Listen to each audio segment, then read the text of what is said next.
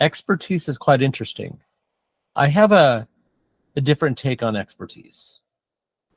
As we know, I have a PhD, so I have a doctorate degree, but I have no experience.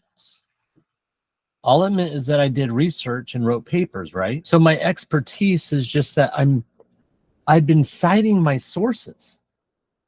When I'm writing papers and submitting them to professors or to be peer reviewed, I'm citing my sources. I'm citing other people's work in my writing.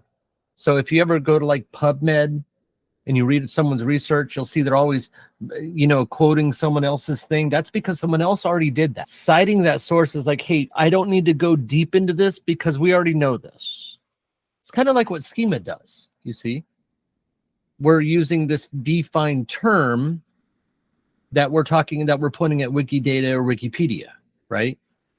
So we don't really need to go heavy into that because it's saying that's what we're talking about. So there's your sourcing.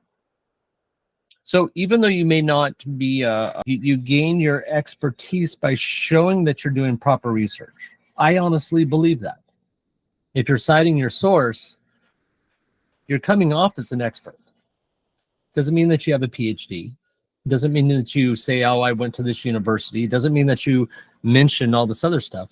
But if you're citing your sources and actually thoroughly researching and making sure and I'll always remind people, try and get closest to the source of the data as possible. Just like in business, if you're in manufacturing, you're always trying to get closer to the source. Get past this middleman. Get past this middleman. You're reducing pennies, but millions and millions of pennies.